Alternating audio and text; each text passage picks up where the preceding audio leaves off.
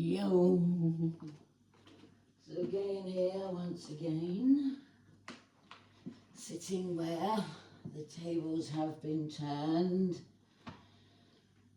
and I'm shedding 1, 2, 3 kinds of light on this, so that the truth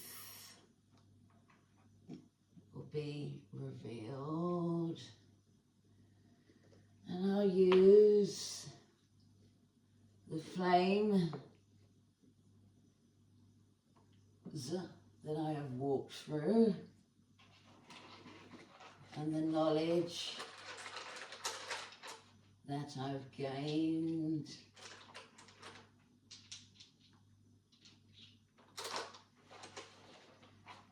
to continue to teach what the Holy Spirit asks me, my discipline and conviction still remain, because I am quite capable of growing and picking and displaying my own flowers. And even though my phone has been compromised, I'm going to change the background music from the disturbing electronic waves to some strings from an old friend of mine.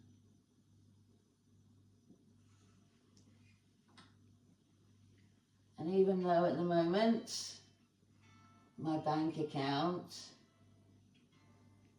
is in the red, I am not foolish. I have a lot of knowledge to spread. So if anyone that does find this wants a lesson with me, I would really appreciate that, because I've been asked by the Holy Spirit to do this for free. So excused my dishevelled attire. There we go. I'll present myself better. And let's read this as the Holy Spirit gave it and see what is today's lesson.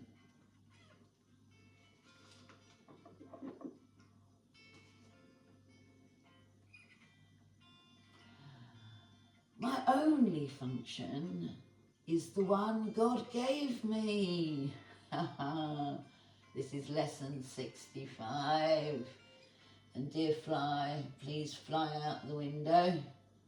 Thank you very much, because in that flame you will not survive. The idea for today reaffirms our commitment to salvation. It also reminds you that you have no function other than that.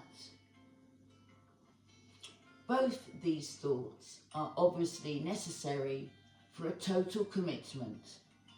Salvation cannot be the only purpose you hold while you still cherish others. The full acceptance of salvation as your only function necessarily entails 2 phases: the recognition of salvation as your function and the relinquishment of all the other goals you have invented for yourself.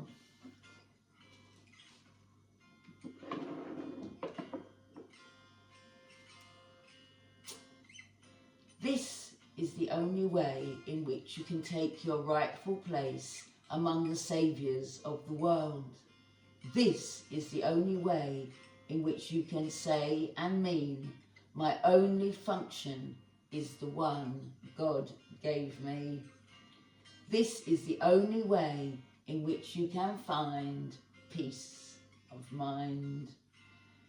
Today, and for a number of days to follow, we set aside 10 to 15 minutes for a more sustained practice period. in which you try to understand and accept what the idea for the day really means. Today's idea offers you escape from all your perceived difficulties. It places the key to the door of peace, which you have closed upon yourself in your own hands. It gives you the answer to all the searching you have done since time began. Try, if possible, to undertake the daily extended practice periods at approximately the same time each day. Try also to determine this time in advance and then adhere to it as closely as possible. The purpose of this is to arrange your day so that you have set apart the time for God, as well as for the trivial purposes and goals you will continue to pursue. This is part of the long-range disciplinary training your mind needs, so that the Holy Spirit can use it consistently for the purpose He shares with you. For the longer practice period, begin by reviewing the idea for today, then close your eyes and repeat the idea to yourself once again, and watch your mind carefully to catch whatever thoughts cross it. At first, make no attempt to concentrate only on thoughts related to the idea for the today. Rather, try to uncover each thought that arises to interfere with it.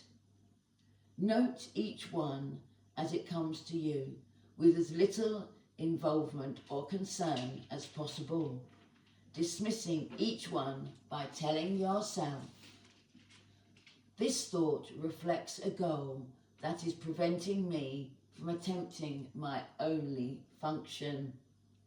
After a while, interfering thoughts will become harder to find.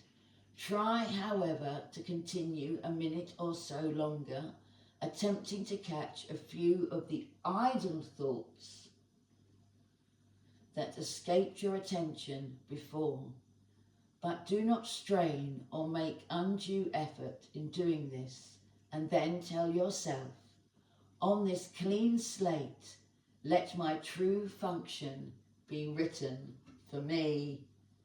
You need not use these exact words, but try to get the sense of being willing to have your illusions of purpose be replaced by truth.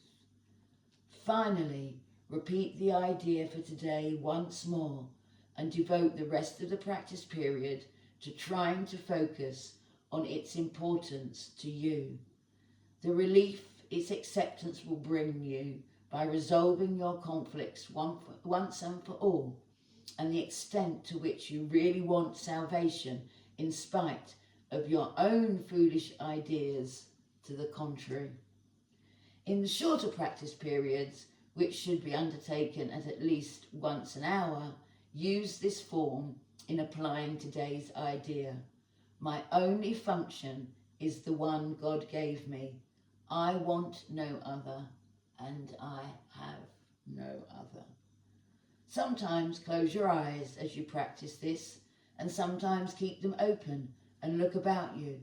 It is what you see now that will be totally changed when you accept today's idea completely.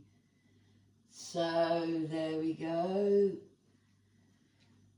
That's today's lesson, and I will leave you now and start a second video, part two of 10 to, well, probably 15 minutes, so that you can use it as a learning tool.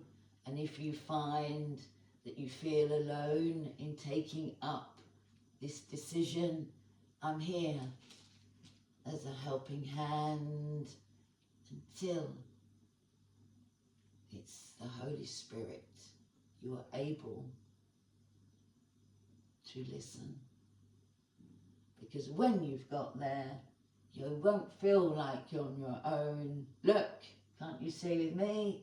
I'm still smiling despite all of this n'importe quoi and enormous disturbance from what's around me.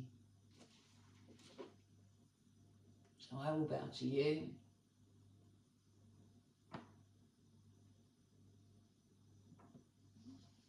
And jump up once again to turn this video off.